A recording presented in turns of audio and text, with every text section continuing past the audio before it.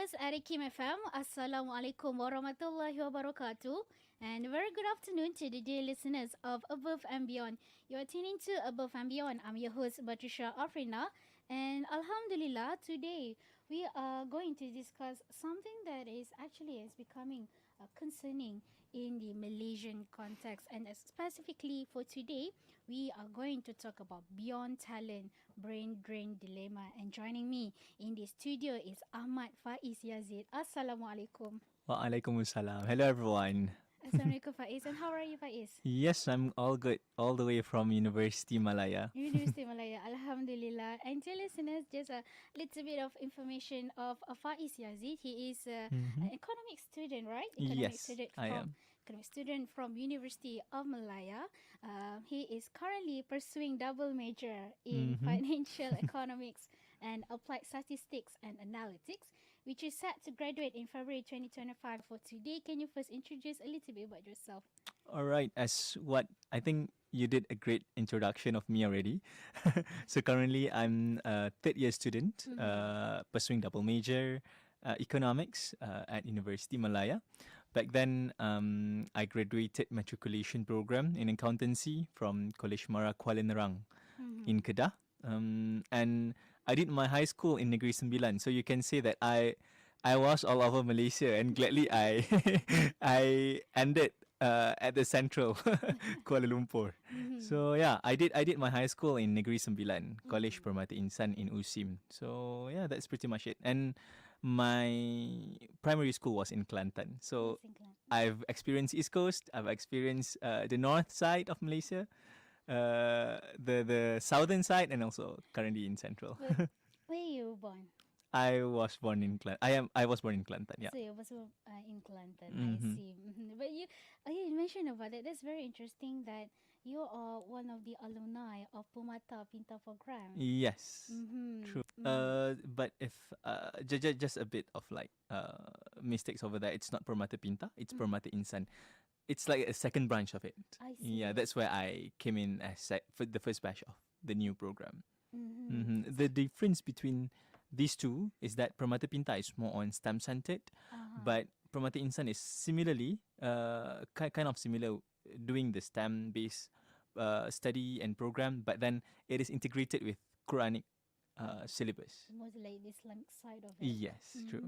That's very interesting. So for today, we are going to talk about the brain drain dilemma, and then it's something that if you look on the social media nowadays, there's been something that people keep talking about, and then even recently, there's this not one article actually, there's few articles published from several local newspaper. For example, like this one is from Berita Harian. They revealed that the Malaysia is facing a crisis of sorts, a shortage of doctors and also scientists. And this shortage not only impacts our healthcare system, but also it poses challenges to our nation's scientific and also technological and advancement. So in light of these pressing issues, so we would like to talk about how serious is this, and looking at it in the future, like what can we predict on the future of development of our nation. So I think I would say, like, introduction for today's conversation, can you enlighten us what is brain drain is, for perhaps for our listeners who might not familiar with that term, and why it is such a significant concern for Malaysia? All right. So I think in simple words, what we can say brain drain is all about is our talents are going out of the country, So Malaysians are very, I would say, very rich of local talents. We do have multiple good people in their respective fields. You name it, whatever fields it is, medical, musics, entertainment, or even the science industry. But then let's take an example of the bigger issue of brain drain. I think it went viral in 2021, when we've been shocked that Grab had been taken care of by Singapore and listed on Nasdaq. Nasdaq is like the biggest stock, one of the biggest US stock exchange, and Nasdaq put their first share listed on that stock exchange of the US. But you know what? That sorry, you know what that Nasdaq, that Grab is actually Malaysian, from Malaysian local talent. Yes. So this is the major concern in brain drain issue, where we have good talent, but they are all going out of the So country. it's just like because of the lack of opportunity. Perhaps, and the ecosystem. That's what we gonna delve into.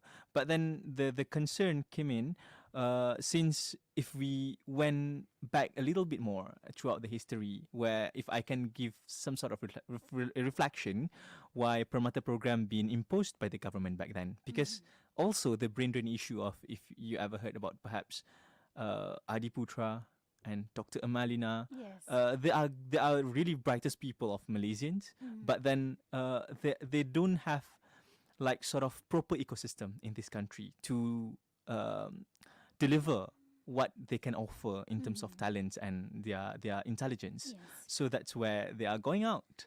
And seeing this as an issue, that's where the program that I graduated from, called Permata, came into by the government in 2009.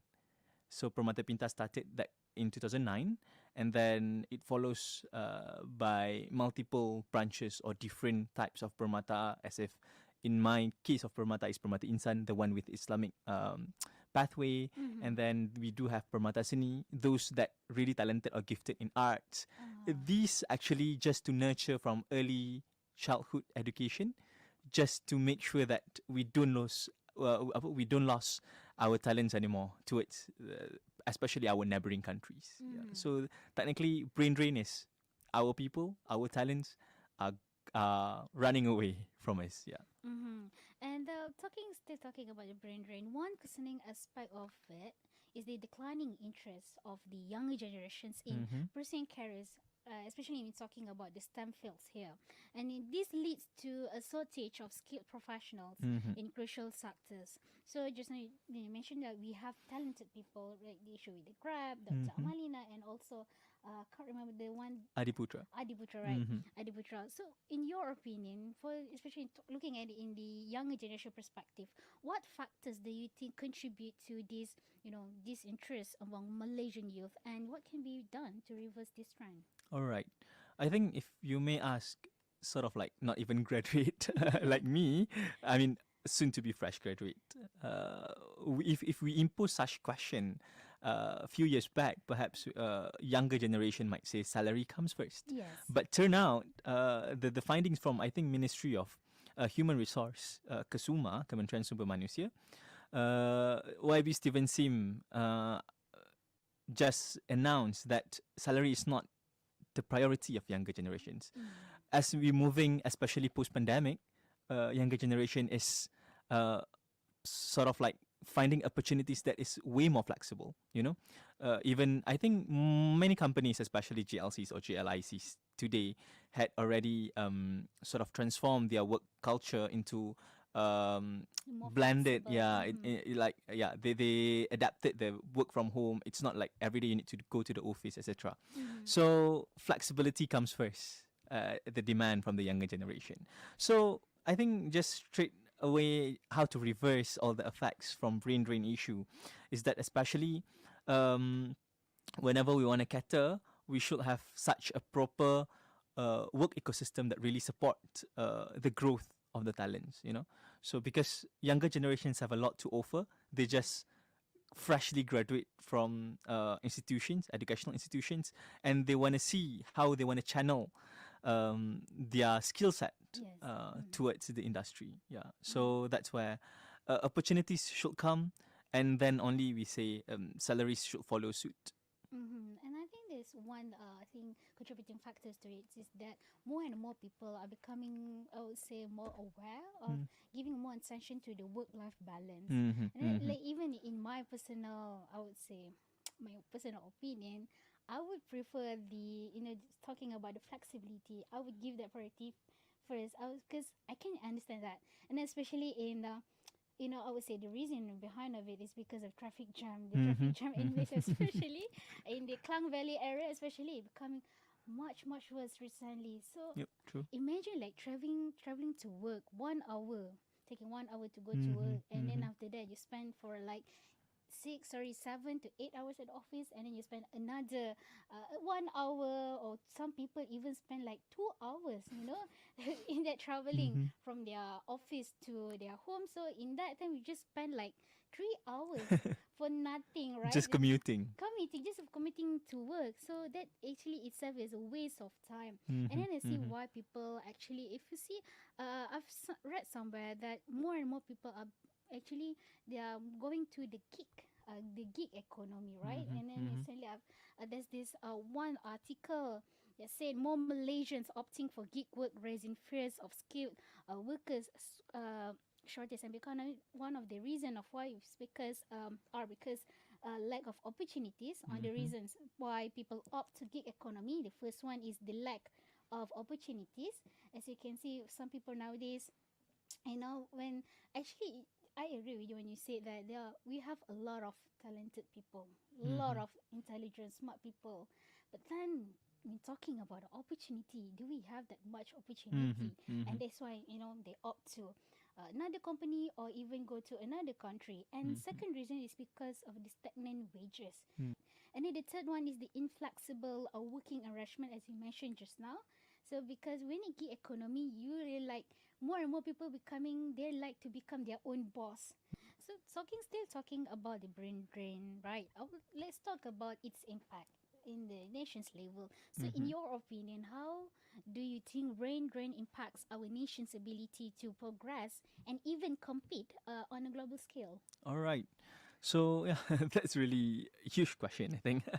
But I went through some reports because I think these years in 2024 solely, the brain drain issue quite prompted out from the Mm-hmm. news. I think frequently uh, throughout the month.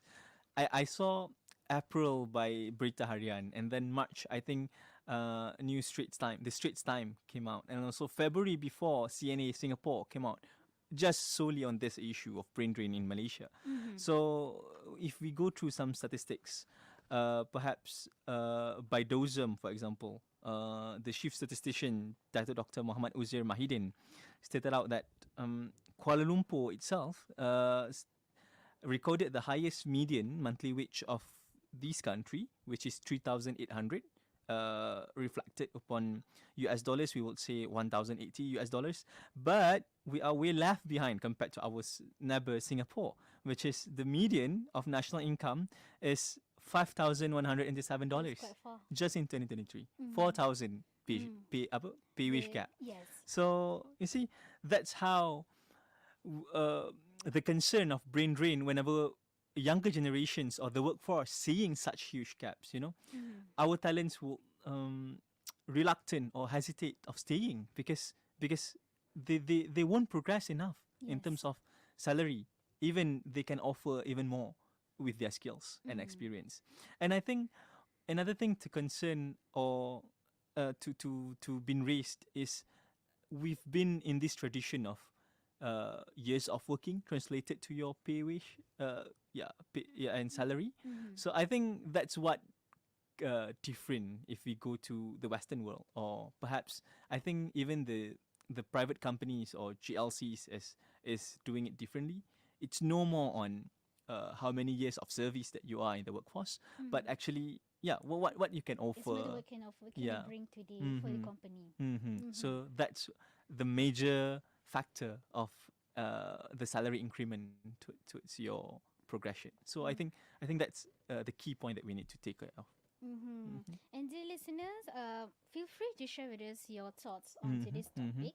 So you can do so by leaving comments on our Facebook, facebook.com/ikimfm, and also through our YouTube, youtube.com /at ikimfm_my. And dear listeners, we'll go for a short break, and once we come back later, we will listen more from Ahmad Faiz Yazid on Mm-hmm. today's topic, Beyond Talent, Brandon Dilema. So stay tuned to Ikim FM, inspirasi utama anda. Mm-hmm.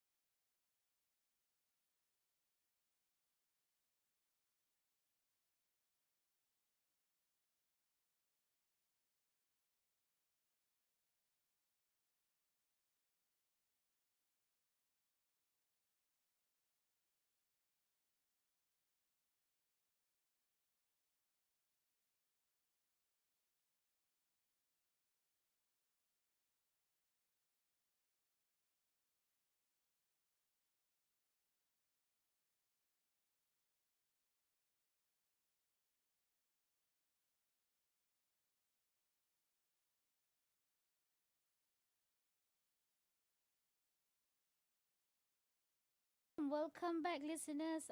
Joined by Ahmad Faiz Yazid today.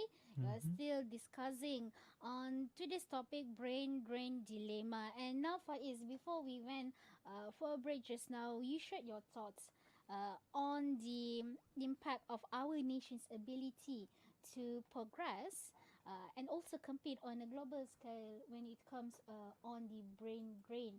So, going to the next question, I would like to ask for your opinion, let's talk about the social landscape, right? Mm-hmm. Because beyond the these economic factors, Brendan also has significant social and also cultural implications. So, can you share with us how can the emigration of skilled professionals in crucial sectors actually can affect the social fabric of Malaysia, particularly in the terms of knowledge transfer and also innovation? All right. So I think before I answer the question, just to pop in the, because you've mentioned this skilled workers, right? Mm-hmm. So the KRI earlier this year just launched the report called "Shifting Tides: Charting Career Progression of Malaysia's Skilled Talent." That where we see in the report in 2021, only 43.4% of graduates were employed in jobs that match their qualifications. Mm-hmm. So it's not even half of. Less than half. And but another 48.6% were forced to accept low or semi-skilled jobs with their qualification and low pay to avoid unemployment. So it's not the matter of like younger generations are picky or choosy in a way, Mm-hmm. but we see the numbers 48.6% even just accept, even it is. So yeah, this is where we see um, the talents are actually worsening in terms of how they want to channel their expertise towards the industry and the market. And even Talent Corp reported 1.86 million Malaysians, which is 5.5% of population, uh, 3.3% population working in Singapore. Mm-hmm. So we've lost almost that 1.86 of brain drain. 1.13 is in 1.13. Singapore. Mm-hmm. So like, and then just talking about that, like, do we have like enough people to cover that? That's why I think the issue of overqualified or underqualified comes in. So Mm. those overqualified people just do a low skill jobs because just to sometimes, cover up the hole or the gap that had been caused by this issue. Mm-hmm. So after all, what it's not conclusion. What I think, to summarize what we can do, after all, the country also needs to raise wage and invest more in high end sectors to attract more talent and to make sure that the talent stay. So, Mm-hmm. perhaps if I can share some facts of Malaysian business landscape nowadays, we need a more equitable share of profits for the employees, and it will be critical in reducing the brain drain issue. For example, our labor share of income is lower than in many other countries. By statistics, we would say the global average is that more than 40% of the company's profit is shared with the employees. But in Malaysia, this situation, the average is only 25%. Very So different. these profit sharing of companies should Mm-hmm. be very equitable and should be very accountable across the companies that running businesses. Mm-hmm. So that I think, in a way, if we put this in social aspect, I would say the employees will be such instill the sense of belonging Yes. towards what they do, Yes. towards the institution that they serve. Mm-hmm. So yeah, this is like some loophole that we need to address. Mm-hmm. And talking about that, I think obviously government plays a crucial role Mm-hmm. in addressing this issue. Maybe perhaps talking about, you mentioned just now, where they, maybe perhaps the government can maybe give some incentive to the Mm-hmm. Mm-hmm. company in order that profits, they give the profits more towards the employees. Perhaps talking about that incentives. Um, Again, it must be through the policies and also initiatives. So, can you suggest more strategies, or perhaps in some policies that you can foresee that you believe that Malaysia should implement to encourage more skilled professionals to remain in the country and also contribute to its growth? All right. I think as what I've mentioned before, we put already uh, the tradition way of Malaysians doing work style, I would say, is reflected upon their year of services. So I think that that should be perhaps changed in a way. It's not perhaps drastic change, but we can do it gradually upon time. So I think Malaysia should uh, come out with one window upon customized career advancement initiatives, perhaps, especially for skilled workers. You know, so the implementation of clear career progression path and opportunities, especially when we say the doctors, they have specialization. Yes. So I think it is essential to put this meritocracy for the increment. So, for example, we say when healthcare professionals perceive a well-defined sort of route for career growth within their home country, so they are more inclined to stay committed to their roles because they see how they can advance in order to achieve perhaps career progression and also salary increment in a way. So yeah, again, I think in simple words, put meritocracy also in this working culture of Malaysia, just rather than only reflecting upon year of services.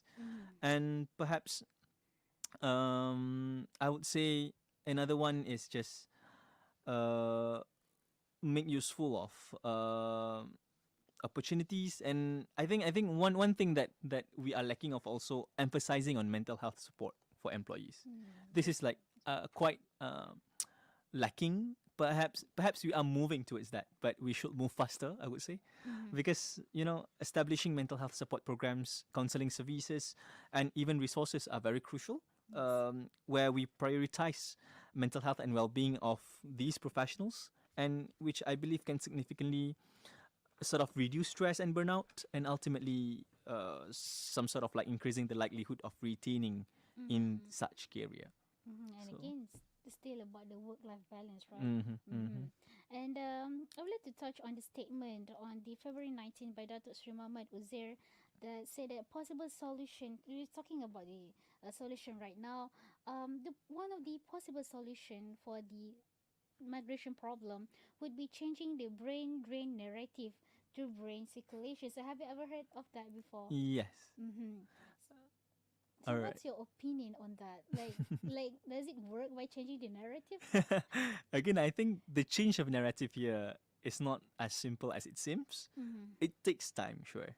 I think changing narrative, shifting from saying brain drain towards brain circulation, in a long run, yes, but in a short run, these problem should have like uh, should be addressed by some preventive measures by the government as well. So I think just to make things light towards the listeners, brain circulation here is the concept here refers to Malaysians returning home after sort of like predetermined period Yes. and experience that they have acquired overseas to contribute back to the nation's development.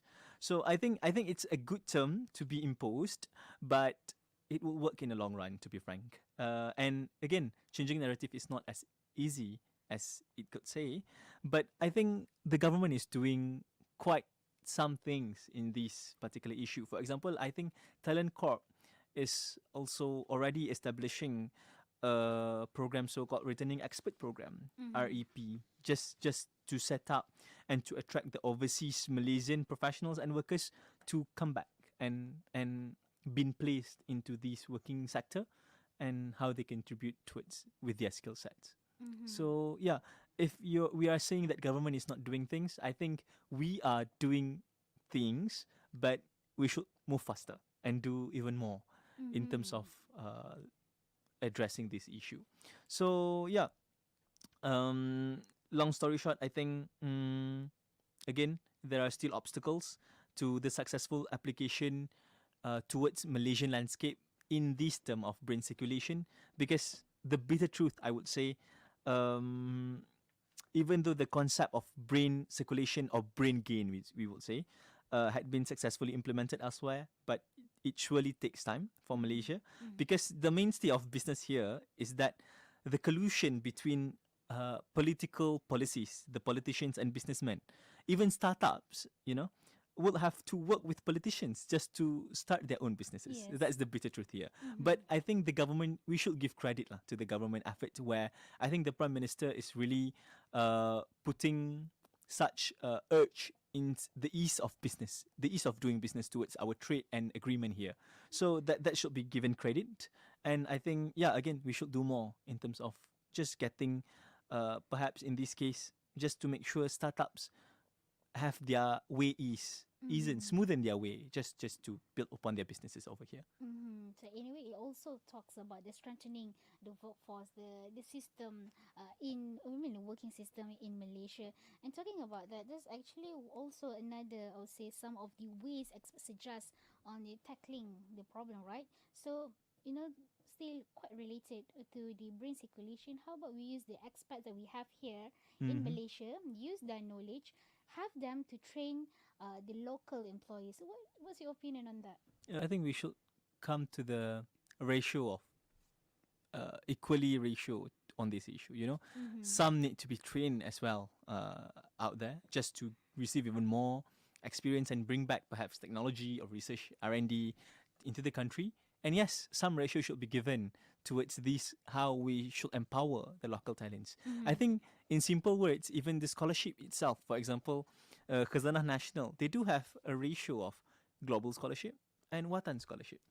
What's the difference? This global scholarship is for those students, excellent students, to pursue their to pursue their studies out there, overseas, and again, come back and bring back whatever they've been acquired from the overseas skills. But they do also acknowledge excellent students to work inside. I mean, to pursue their study inside throughout this local scholarship program, and train the local talents to perhaps sooner or later getting into the leadership of these GLCs or GLICs of the Malaysian. So again, what's my main point is, here we should find an equal ratio of how many we want to put or train our talents out there, and how many we want to retain and really enforce and also enhance their talent development throughout the years. So yeah, we need to find the numbers. And I would like to, going back, I mentioned just now about the gig work, the gig economy, right? And then nowadays, with the advancement of social media, you can see, many younger generations opt to become influencers. So even you yourself, because those who are, get involved with this, they usually are starting from the people at your age. So in your perspective, is it wrong for them to opt that way? All right, this is quite controversial, to be frank. But then I don't see any wrongdoings of doing this influencer thing. But then again, I think what's most matter is how we should address this field as content creation, actually. So it's not solely on you posting video and how you expect that video influencing people, but actually it's the matter of what content you want to offer to the table. Yes. That's what should be discussed, and that's what should be main point of this content creation world. So I do have friends doing video. If you go through the internet, it is at Jason for Fun. So he's doing magic tricks, and but the content creation here is editing skill set. So it's not simply you have few numbers of followers and you want to put these brand ambassadors, etc., etc. So it's not that way solely, but how actually you really utilize your content creation platform to promote even whatever good things that you can offer, skills or even messages or campaignings. Let's just say the most, I would say, admirable influencer in Malaysia right now is Khairul Aming, perhaps. People see him as a good influencer and also content creator. How actually it's just from doing content on food, and up till today, it's not only translating towards his own benefits, gaining followers and being ambassadors for few brands, no, but actually the end result is how he can actually provide opportunities, job employment to the people, to the community. So I think if you opt for this field of content creation from the very beginning, it might be a good window. It might be a good startup for your career of growth. but then towards the end result is what you need to think of what you want to achieve by that. So if your end result will be like Khairul Amin, putting the brand and coming out with businesses just to provide even more job opportunities for the youngsters, then that will be good opportunity. That will be a good platform for you to start. Mm-hmm. You know, and as we are reaching, actually, we are reaching the end of this conversation. Which we could have more with you. I would like to leave you with one final question. You know, looking towards in the future, where do you envision, you know, as a potential long-term consequences of this, if this issue of brain drain is not effectively addressed? And can you, like, you know, as a, I was gifted again as a gifted student, can you share maybe some tips, you know, to the younger generation out there? All right. I think especially the most relatable um, way to say or to convey this message to younger generations, I think brain drain issue is being translated into the scholarship, perhaps, because you know how many students actually really want to stay out there and don't want to serve even they are on their scholarships. So I think again, especially for youngsters, this is the ethical issues in brain drain. Mm-hmm. Um, it deserves mentioning here that if you are Muslim students who are studying in overseas universities, I mean, if you are receiving scholarships from this country, then you have such obligation to return back and serve the people in our homeland, and for the ethical reason, and that the money they receive came from perhaps taxpayers of this country. So that's what we should always have at the back of our mind, you know, especially for the scholars and for those receiving scholarships. So it will be unethical on the part that such student, if they chose to stay out there, while there is greater need for their expertise in here. So I think that will be some sort of motivation, should be such a motivation, and always a gentle reminder for these students to always serving the nation and impacting the world, you know. Yes, it's like So effort you have to repay. mm. Mm-hmm. Sometimes even repay is not the problem to them because they can acquire even more. Mm-hmm. But then again, I think the soul of giving back Mm-hmm. to these countries what most matter and should be on top tier motivation Mm-hmm. towards these young minds that will be back and contributing. So yeah, I think that's pretty much it. Mm-hmm. And with that being said, I would like to thank Ahmad Faiz Yazid Yep. for his sharing on today's topic, brain drain dilemma. And we hope that today's sharing will be inspiring to those who are listening to us either through online or through radio. And again, Faiz, thank you for being with us in the studio. Yes. Assalamualaikum. Yeah. Waalaikumsalam. Thank you, Ikim, for having me. And dear listeners, if you miss any part of the show or would like to watch it again, you can watch it through our Facebook page, facebook.com/ikimfm, and also through our YouTube, youtube.com/@ikimfm_and Don't forget to join us next week on Above and Beyond for more thought-provoking conversations. Till then, stay tuned to Ikim FM, inspirasi utama anda.